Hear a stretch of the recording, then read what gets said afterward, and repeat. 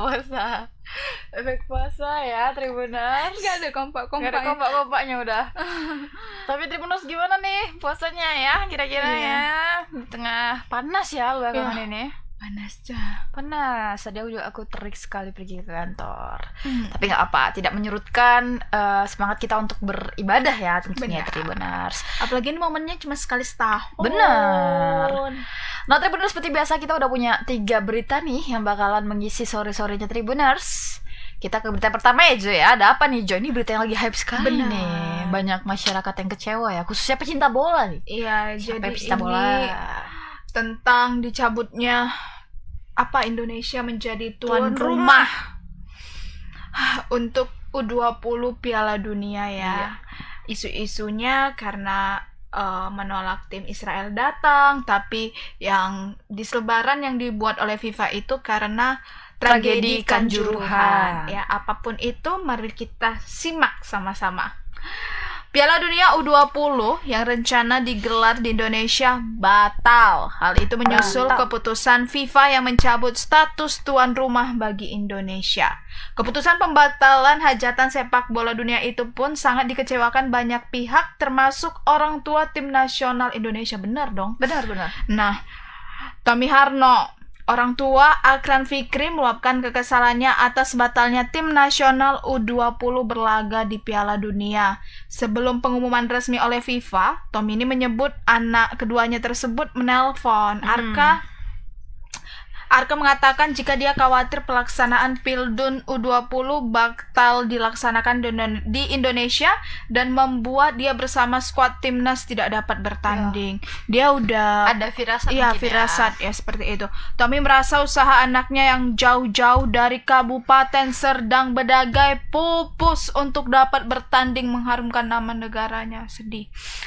Padahal ujar Tommy, Arkan sudah bertahun-tahun berlatih untuk dapat bertanding di Piala Dunia U20.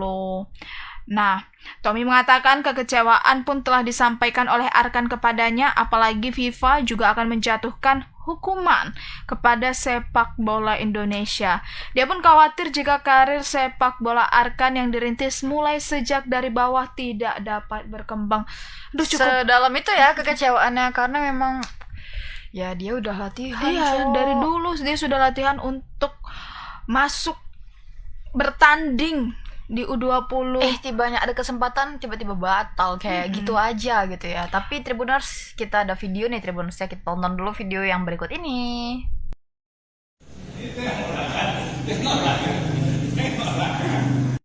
Itulah kadang Indonesia kita ini. Lebih mengutamakan kepentingan. Ya ngabari, bahkan kita lebih dulu ngabari juga bahwa ini pembatalan ini sangat mengecewakan. Bahkan dia waktu sama Erick Thohir, dia sangat berharap dengan keberangkatan Erick Thohir ke Zurich Swiss itu agar bisa jangan dibatalkan lah untuk Piala Dunia ini. Jadi sungguh sangat kecewa kami. Apa yang disampaikan anak kepada bapak semalam waktu mendengar pembatalan itu?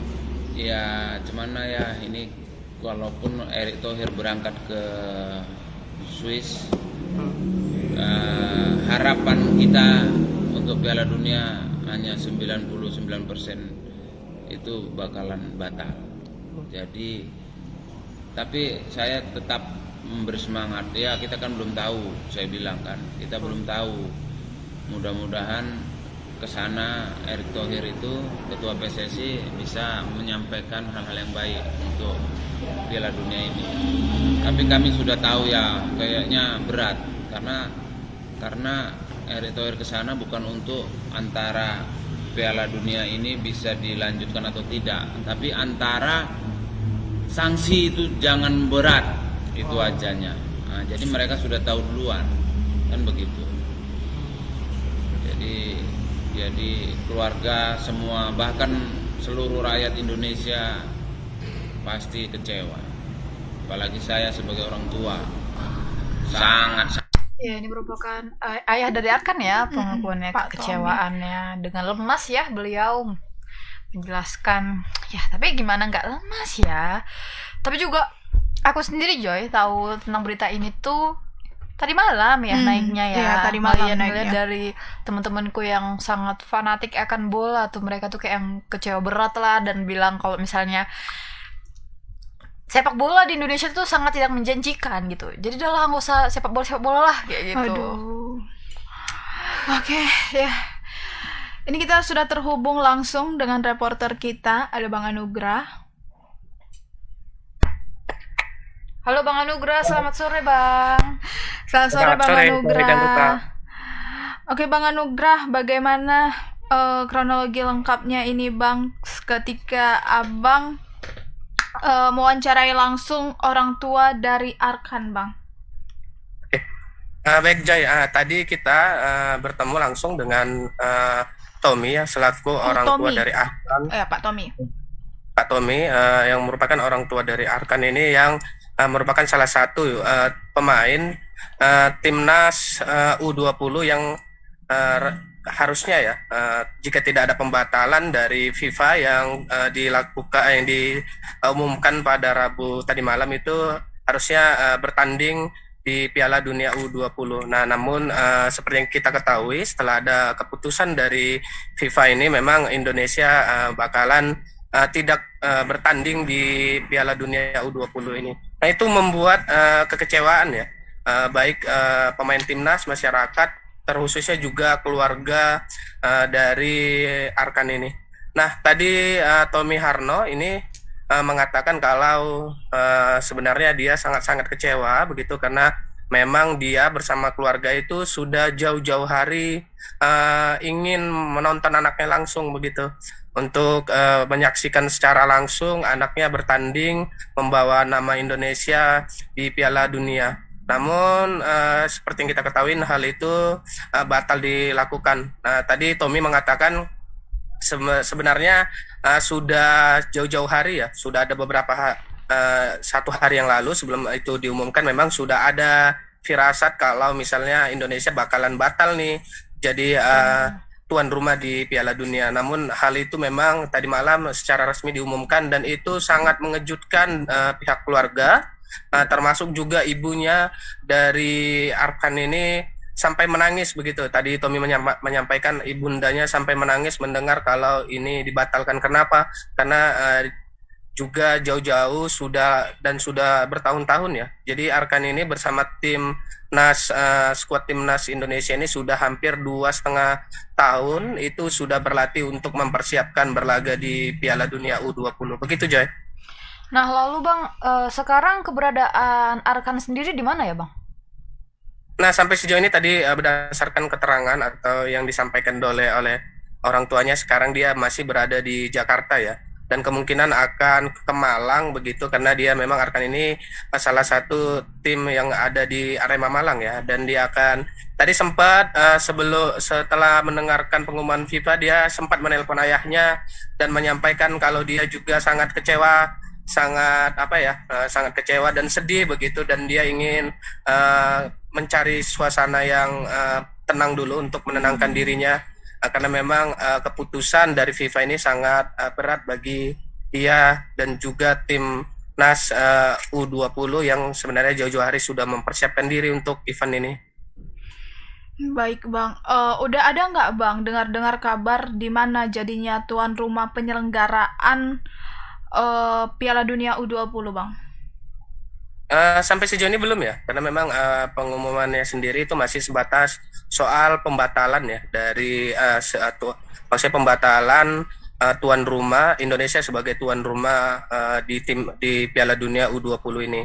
Namun tadi memang Tommy menyampaikan dia berharap karena ada rencana atau wacana FIFA akan melakukan atau menerapkan sanksi begitu ya bagi PSSI selaku yang melakukan pengelolaan soal manajemen sepak bola di Indonesia. Dan tadi Tommy mengatakan dia berharap agar FIFA tidak menjatuhkan hukuman yang berat terhadap PSSI begitu, karena memang dia juga sangat khawatir begitu bagaimana nasib anaknya yang saat ini memang masih berusia 18 tahun ya, dan harusnya ini adalah masa-masa emas untuk mengembangkan karir Arkan.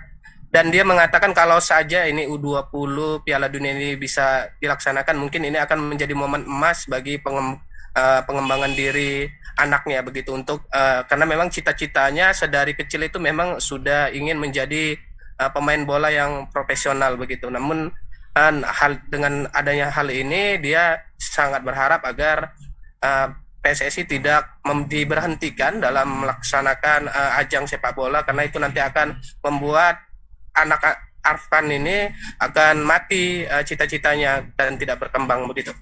Nah, apakah sebelumnya ada pertemuan nih Bang antara pemain timnas Indonesia dengan Bapak Erick Thohir? Karena kan tadi kayak ada dibilang sama ayahnya tuh kalau misalnya mereka tuh bilang ke Pak Erick Thohir kalau bisa janganlah Pak, jangan sampai batal gitu. Nah, memang tidak ada pertemuan khusus ya, cuman pastinya tentu ada informasi yang mereka gali baik dari pemerintah Indonesia termasuk juga dari PSSI selaku yang diutus untuk melakukan ajang kompetisi ini. Namun semalam tadi seperti yang disampaikan Tommy tadi memang mereka sudah mendengar-dengar karena memang mereka sangat penasaran terhadap perkembangan rencana karena ada wacana pembatalan ini begitu. Dan setelah mendengar memang sebelum pengumuman memang Tommy mengatakan anaknya sudah menyampaikan kekhawatiran jika nanti kalau batal begitu sebagai tuan rumah otomatis mereka tidak akan dapat berlaga begitu. Kalau untuk pertemuan tidak ada pertemuan khusus karena memang Erick Thohir pergi ke Qatar ya semalam itu untuk bertemu dengan Presiden FIFA itu tidak membawa skuad timnas Indonesia. Begitu Risa. Nah, lalu apakah setelah pembatalan ini ada dari PSSI atau dari Pak Erick Thohir yang langsung berkomunikasi bersama tim skuad timnas Indonesia, Bang? Mengenai pembatalan ini. Sampai sejauh ini memang belum ada informasi belum mengenai pertemuan, tapi tadi ada beberapa postingan yang memperlihatkan timnas Indonesia itu berkumpul ya. Khususnya timnas U20 yang berkumpul dan mereka menyatakan kesedihan, mereka kecewa terhadap keputusan ini yang disampaikan oleh FIFA semalam, apalagi ini ada berkaitan dengan sejumlah persoalan yang di luar dari konteks sepak bola begitu. Benar. Dan ini memang juga banyak juga menjadi perbincangan di tengah-tengah masyarakat, apalagi sepak bola ini menjadi salah satu olahraga yang paling banyak diminati ya di Indonesia. Dan tadi juga saya sempat juga berbincang dengan tetangga dari Arkan ini ya, mereka juga menyampaikan hal yang sama, sangat menyesalkan begitu, padahal suatu kebanggaan bisa melihat langsung Arkan itu bertanding di Piala Dunia, apalagi Arkan ini kan orang yang meniti karir itu sepak bola itu mulai dari sejak kecil begitu ya, dan membanggakan lah bagi orang-orang daerah khususnya di Kabupaten Serdang Bedagai begitu. Oke. Cukup Bang. Cukup ya. Terima kasih Bang Anugrah atas laporannya. Selamat beraktivitas kembali. Selamat sore. Selamat sore Risa dan Joy. Sore Bang. Aduh, kayak apa ya? Aku dengarnya sedih kali loh, Cah. Kayak ini benar-benar momen emas. Kita ikut Piala Dunia itu nggak pernah. Bener.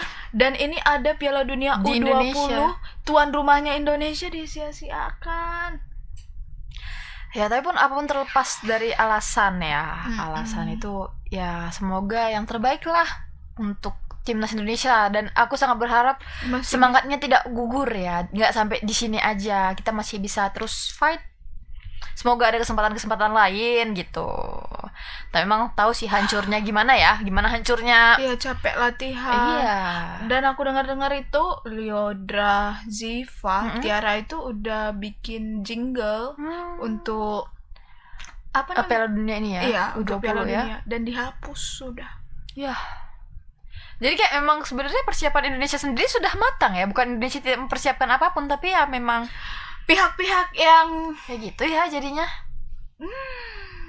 Tribuners boleh dong dikasih nih komentarnya gimana ya perasaannya mengenai pembatalan penyelenggaraan Piala Dunia U20 di Indonesia nih, gimana perasaan? Padahal itu bisa meningkatkan devisa negara juga loh. Iya dong. Orang-orang jadi banyak berkunjung ke Indonesia. Aduh, tapi ya sudahlah, nasi udah menjadi bubur. Apapun itu kita hanya mengharapkan yang terbaik, lagi-lagi yang terbaik. Nah, sebenarnya kita mau ke berita kedua ya. Iya. Itu ada berita duka ya, Joy. Benar. Unit Reskrim Polsek Medan Area mengungkap ada seorang mayat pria tua ditemukan telanjang di dalam drainase Jalan Selam pada hari Minggu 26 Maret lalu. Ternyata beliau merupakan korban pembunuhan, nih Tribuners. Nah, korban bernama Wo Jatfoy, warga Jalan Sekera, Gang Rezeki, Kecamatan Medan Perjuangan, dan dibunuh oleh pria bernama David alias Ahan, warga Jalan Selam, Kecamatan Medan Denai. Kapolsek Medan Area Kompol Ali Irsan Hasibuan mengatakan kasus ini terungkap setelah penyidik melakukan olah TKP nih, lalu mendapat informasi keberadaan si pelaku. Pelaku pun ditangkap di rumahnya kurang lebih 1,5 jam setelah kejadian. Wah, cepat juga ya. 1,5 jam udah langsung ketahuan. Motif pelaku membunuh korban karena dendam akibat proyek renovasi rumah yang seharusnya dikerjakan pelaku malah dikerjakan si korban. Aduh, kenapa sih masalah-masalah kayak gini ya? Pelakunya masih muda loh, membunuh orang tua. Kakek-kakek udah dibunuh.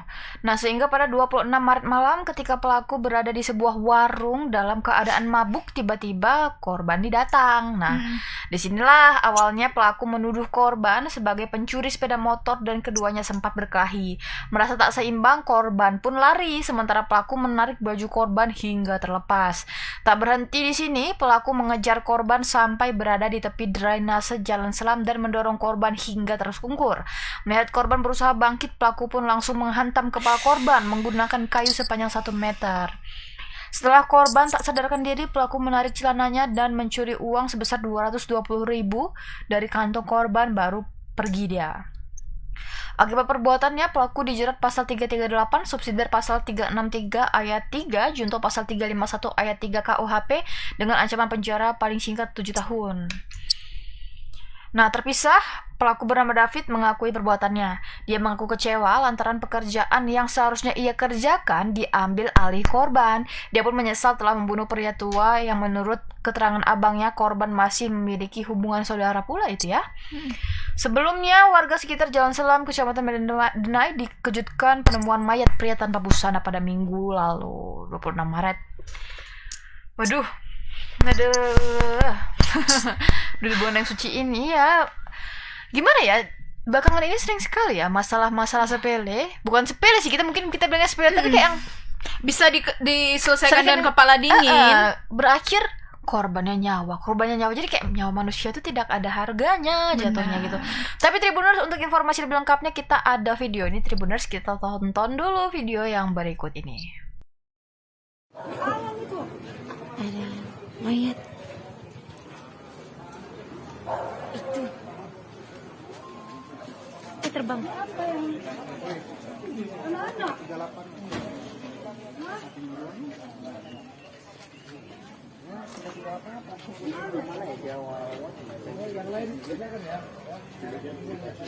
Tuh ada penemuan mayat di Jalan Selam. Tetangga atau gimana? Enggak, dia setelah saya kenal, saya dengar kabar bahwasan dia ada berhubungan saudara, Pak. Dengan si? Hubungan saudara dengan siapa? Dengan si korban, Pak. Kamu? Iya. Oh. Jadi setahu dari saya situ, saya dari si abang saya ini bilang bosan memanggil dia tulang gitu. Cuma iya atau tidak saya pun tidak tahu kan. Ya, karena si abang ini bilang saya harus manggil dia tulang, ya saya manggil dia tulang aja. Tapi dengan tindakan dia seperti itu, saya pun tersinggung kan dengan kondisi pekerjaan ini kan. Seakan-akan saya tidak mau dikenali lagi sama pemilik rumah yang menaiki rumah ini gitu. Itulah kejadiannya, makanya saya rasa sakit hati. Tadi pada hari Minggu tanggal 26 Maret 2023 sekira pukul 2 WIB di Jalan Selam 1, Kelurahan Tegalsari, Mandala 1, Kecamatan Medan Denai, Kota Medan. Adapun pasal yang dipersangkakan dalam kasus ini yaitu pasal 338 subsidiar pasal 365 ayat 3 junto pasal 351 ayat 3 KUH pidana, di mana pelapor yaitu tadi Tresia, anak daripada korban. Tersangka dalam kasus ini yaitu saudara David alias Han, itu seperti yang ada di belakang kita ini. Laki-laki yang lahir tahun 92, berumur 30 tahun, pekerjaan karyawan swasta, agama Buddha, pendidikan terakhir SD tidak tamat, suku Tionghoa, kewarganegaraan Indonesia, beralamat Jalan Selam 3, nomor 14, Kelurahan Tegal Sari, Mandala 1, Kecamatan Medan Denai. Adapun barang bukti yang ditemukan antara lain sepasang sendal warna coklat merek Yumeda. Yang kedua, satu potong celana pendek warna hitam milik korban. Kemudian satu bilah kayu ukuran 2x3, panjangnya 1 meter, jenis meranti yang milik si pelaku. Satu potong celana pendek warna coklat lis hitam merek Under Armour milik tersangka. Satu baju kaos lengan pendek warna abu-abu bermotif garis-garis milik tersangka juga nih. Dia milik tersangka. Satu buah topi merek Eger motif loreng-loreng milik tersangka.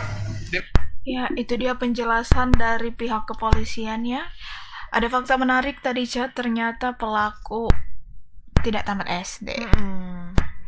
Oke, untuk berita lebih lengkapnya, kita sudah terhubung kepada reporter kita. Ada Bang Freddy. Nah, kita Freddy gitu. Halo Bang Freddy, selamat sore. Halo, Ica Joy, selamat sore. Oke, Bang Freddy. Bang Fred bah. Gak enak kali, Iya. Bang Edi. Bang Freddy Sambo. Bang, boleh tolong dijelasin nih, gimana sih kronologi awal dari kejadian ini? Ya baik, jadi kronologi awalnya adalah ketika warga Jalan Selam 1 itu kaget melihat adanya mayat pria tua ditemukan di dalam parit atau drainase dalam kondisi meninggal dunia tanpa busana alias telanjang bugil. Nah, kemudian itu pertama kali ditemukan itu sekitar pukul 2 dini hari pada 26 Maret lalu. Kemudian warga menghubungi Polsek Medan Area dan polisi melakukan olah TKP, kemudian menelusuri jejak-jejak dan menginterogasi warga yang pertama kali ketemu. Ternyata 1,5 jam kemudian polisi mendapatkan ciri-ciri pelaku lalu langsung ditangkap dan dibawa ke Polsek Medan Area untuk diinterogasi. Nah, kemudian dari pengakuan si pelaku ini, dia mengatakan membunuh itu karena sakit hati. Memang pelaku ini sempat bertemu dengan salah satu warga yang akan merenovasi rumahnya. Tapi pada saat itu memang seperti ada dijanjikan gitu bahwa yang merenovasi ini adalah si pelaku, karena pelaku ini menurut informasi yang didapatkan itu adalah tukang begitu. Nah, ternyata pada saat hari H atau renovasi itu bukan si pelaku yang dipekerjakan, melainkan si korban begitu. Kemudian pada 26 Maret malam itu sempat ketemu di sebuah warung ayam penyet. Nah, di situ pelaku sudah mabuk. Kemudian tiba-tiba korban itu datang ke situ, pelaku menuduh korban itu sebagai maling sepeda motor. Dan juga mereka sempat berkelahi, tapi karena itu tadi tidak imbang, si korban umurnya 64, sementara pelaku sekitar 30-an. Jadi si korban ini lari. Nah, di situ pelaku menarik baju korban sampai koyak ya. Jadi korban itu berlari hanya menggunakan celana, kemudian dikejar pelaku. Jadi tiba di Jalan Selam itu berkelahi lagi, kemudian si korban itu ditendang sampai akhirnya tersungkur ke dalam drainase, tidak langsung meninggal. Nah, kemudian dia berusaha bangkit, lalu si pelaku ini melihat ada balok yang sepanjang 1 meter itu lalu dihantamkan kurang lebih 4 kali sampai akhirnya berdasarkan hasil otopsi korban itu mengalami retak pada bagian kepala belakang dan pada bagian otaknya. Jadi korban meninggal di dalam drainase dan kemudian pelaku langsung melarikan diri.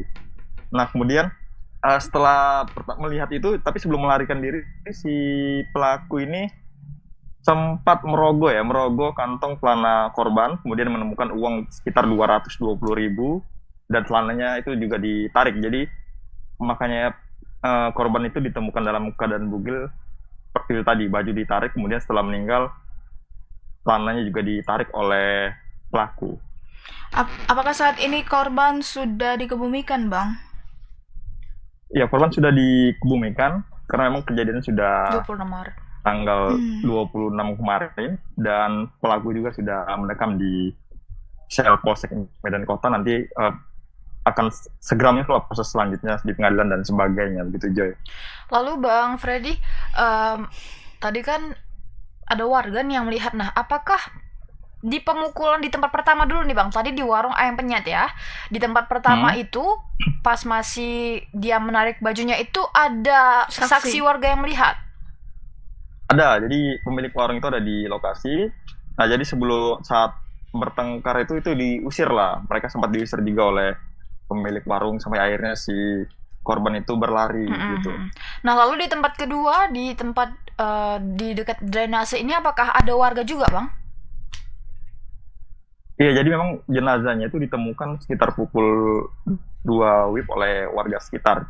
Jadi memang warga itu memang mengetahui bahwa korban itu memang warga daerah-daerah situlah. Kemudian itu warga melapor, kemudian ditelusuri, dan ternyata berdasarkan keterangan warga ada yang melihat lah antara keduanya ini sempat cekcok, sehingga tidak butuh lama polisi langsung yang sudah mengetahui ciri-cirinya langsung menangkap pelaku saat mau masuk ke dalam rumahnya.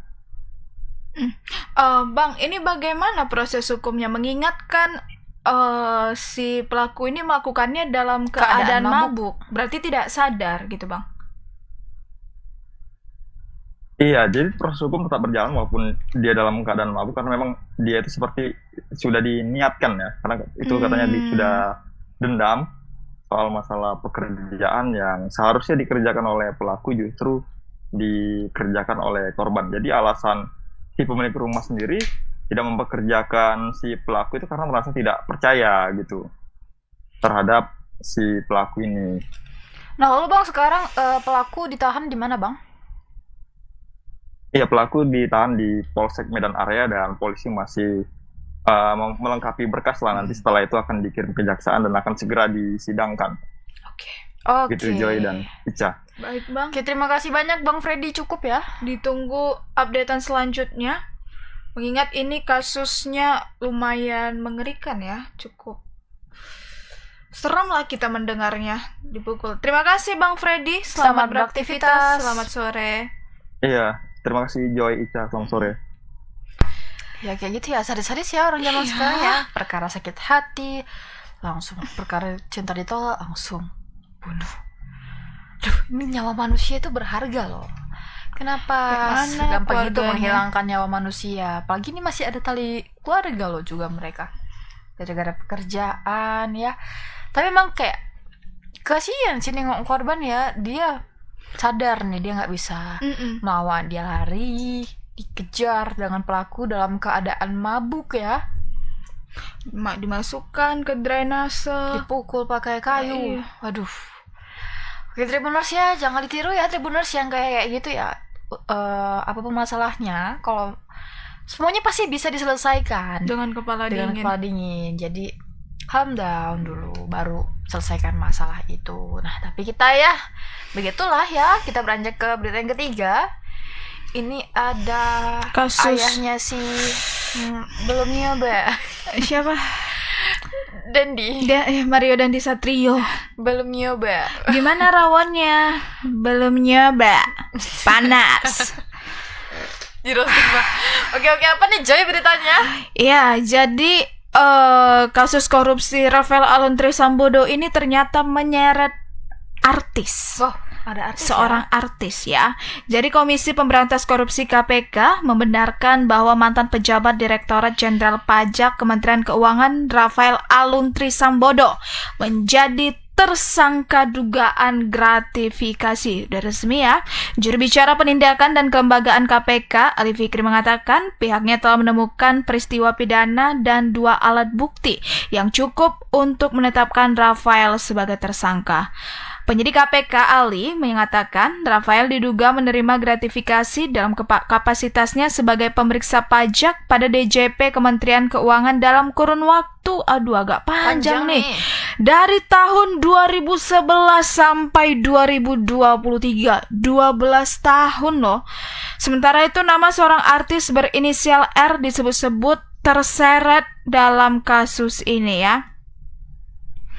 Komisi Pemberantasan Korupsi KPK menyatakan akan memeriksa laporan keterlibatan artis berinisial R dalam dugaan tindak pidana pencucian uang TPPU ex pejabat Direktorat Jenderal Pajak DJP.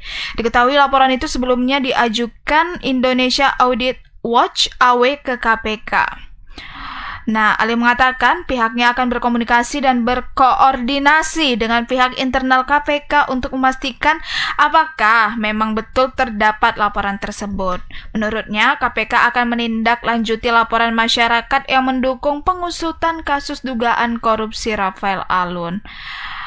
Ali menyebut saat ini tim penyidik telah menggeledah rumah Rafael, ya kan, dikumpulkanlah barang-barang bukti. Nah, sebelumnya Rafael menjadi sorotan karena memiliki harta yang dinilai tidak sesuai dengan profilnya sebagai pejabat eselon 3. Pusat Pelaporan dan Analisis Transaksi Keuangan (PPATK) menyebutkan Rafael diduga melakukan tindak pidana pencucian uang TPPU dengan total transaksi mencapai angka yang fantastis Tribuners 500 miliar rupiah. Ini di sini ya, seberapa ya? Semana ya? Kira-kira belum pernah aku nengok uang. Benar. 500, gak usah jauh-jauh 100 miliar aja juga belum. Belum pernah, 100 juta aku belum pernah nengok depan mata aku macam mana bentuk dan rupa dia ya. PPATK juga memblokir lebih dari 40 rekening milik Rafael, anaknya, istrinya, dan sejumlah pihak terkait yang diduga menjadi nomine dalam TPPU. Udah lah, gak usah berlama-lama lagi, kita tonton dulu ya Tribuners video yang berikut ini. Temuan tersebut diungkapkan oleh Sekretaris Pendiri Indonesia Audit Watch atau IAW, Iskandar Sitorus. Iskandar mengungkap ciri-ciri artis inisial R yang disebut orang kaya baru atau OKB. Lebih lanjut, Iskandar Sitorus menyebut artis R berjenis kelamin pria dan bertempat tinggal di Jakarta. Namun demikian, Iskandar tidak mau memberikan informasi lebih lanjut siapakah artis R sesungguhnya.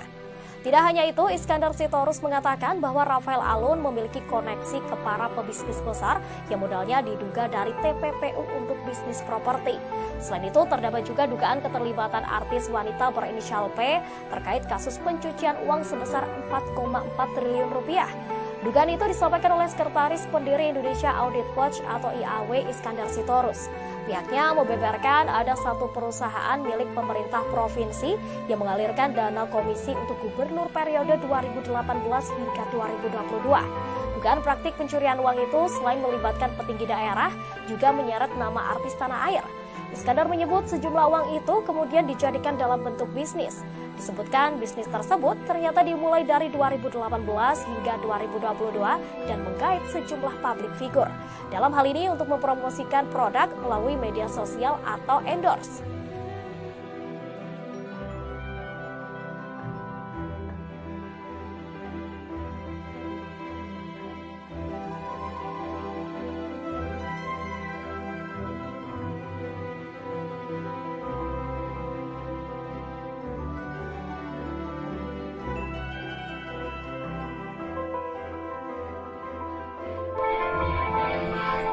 Aduh Pak Rafael, nasib buruk kamu ya.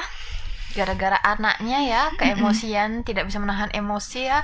Yang selama ini hidup bergelimang harta 500 miliar rupiah. Sekarang harus menjadi tersangka, anaknya di penjara. Kayak gila ya, Tuhan itu benar-benar membalikkan kehidupan manusia 360 derajat hanya dengan jadi itu Tribuners. Ya, kayak Ica udah mengikuti kasus siapa nih? Mario Dandi ini. Sebenarnya merasa ironis ya melihat dia gitu. Kenapa nggak tenang aja loh, tenang. Tapi itu uang yang tidak uang panas akan panas juga dia. Oh, benar-benar. Habisnya tuh dia akan panas juga. Ya, ini buktinya nih. 500 miliar rupiah, aku masih terngiang-ngiang tuh 500 miliar rupiah gitu ya. Semana itu hilang dalam sekejap ya. Masuk penjara jadi tersangka, anaknya juga sekarang ditahan.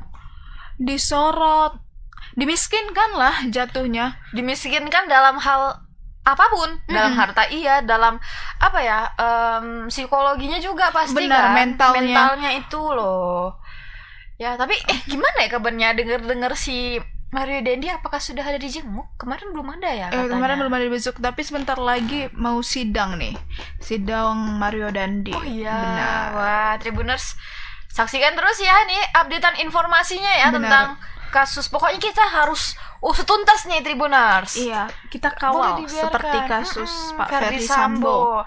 Pokoknya kita harus tengok sampai bener-bener tuntas nih, sampai ada 2 kasus nih kan, kasusnya si Mario dan kasus ayahnya. Iya. Ya kan?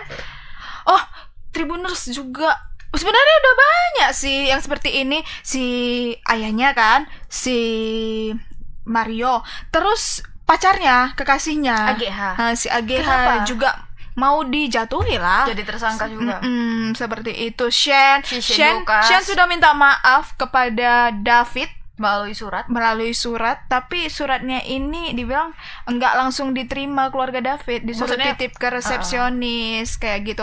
Nah, tapi udah ada beredar di TikTok permintaan maafnya itu adik, abang minta maaf seperti itu juga. Nah, tapi emang ya gimana ya, sesakit hati apa sih? Sakit hati itu kayaknya mungkin nggak bisa diukur kali ya, dengan keadaan si David yang sampai sekarang ini masih kayak gitu. Iya. Nah, jadi permintaan maaf itu juga, kalau kata kasar itu tidak berarti apa-apa, karena memang keluarga dari David ini menerima hal itu sebagai ini untuk memperingan hukuman, karena memang sakit hati mereka itu apa ya, mungkin dari segi uang mereka nggak membayar itu karena dibayar oleh GP Ansor ya katanya. Iya.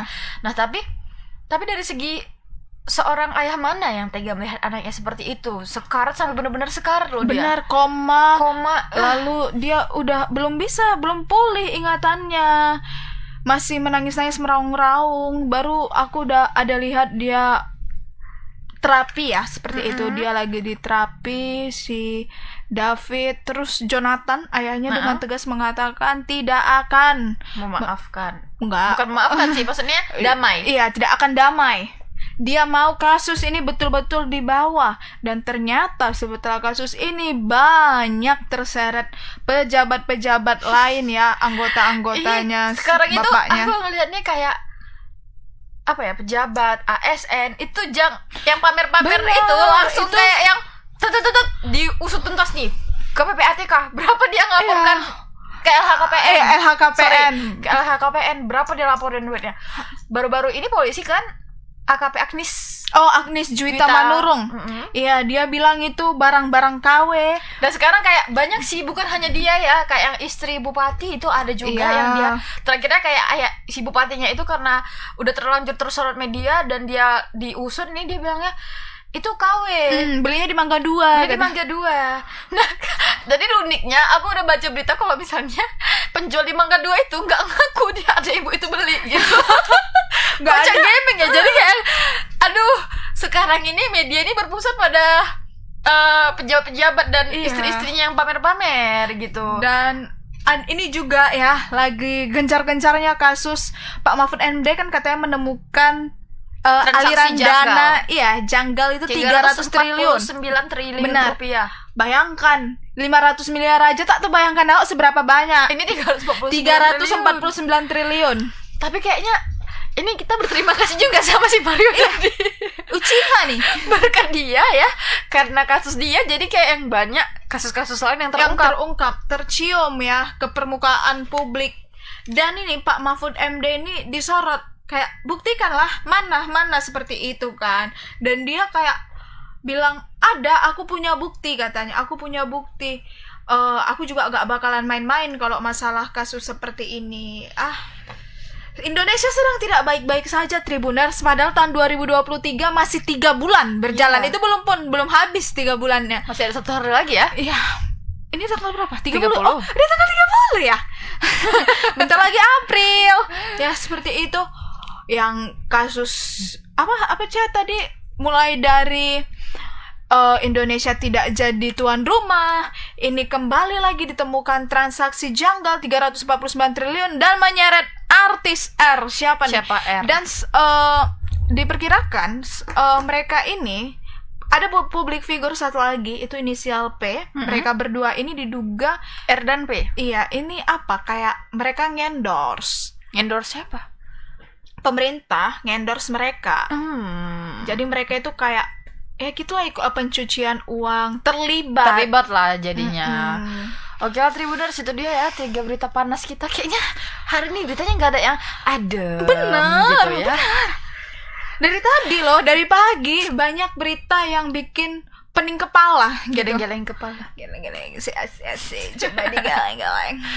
Oke lah Tribuners, tetap semangat ya puasanya di tengah Indonesia yang kayak kata Joy tadi sedang tidak baik-baik aja. Tapi semoga semua itu ada jalan keluarnya dan ada jalan keluar terbaik lah. Benar. Untuk negeri yang kita cintai ini. Jangan lupa juga walaupun kita lagi puasa tetap minum kopi Tribuners, karena beberapa orang itu sangat perlu asupan kopi ya. Benar. Nah, jadi kami sangat merekomendasikan Awi Kopi. Walaupun kita puasa-puasa nih, tapi Awi Kopi tetap nyaman di lambung. Gak bikin kita sakit gitu ya, berdebar. Aku sering gitu. kali kan beli kopi, Cah. Kayak aku itu ngantuk aku nggak hilang, Debarnya iya. debar itu kayak tak. Nah, di Awi Kopi tuh nggak kayak gitu Tribuners. Di Awi Kopi ini enggak. Kita itu nggak ngantuk, lambungnya aman. Nah, jadi ini perfect coffee. Nah, buat Tribuners Perfect sekalian, dong. untuk tetap terus memantau peristiwa-peristiwa menarik, peristiwa-peristiwa aktual di Indonesia maupun di luar negeri, kalian bisa langsung aja baca di www.medan.tribunnews.com atau bisa melalui media sosialnya di mana, Joy? Ada di YouTube, Facebook, Instagram, TikTok, Twitter, Snack Video yang ada Centang birunya. Aku Risha dan aku Joy beserta kru yang bertugas pamit undur diri. Bye Tribuners. Bye Tribuners.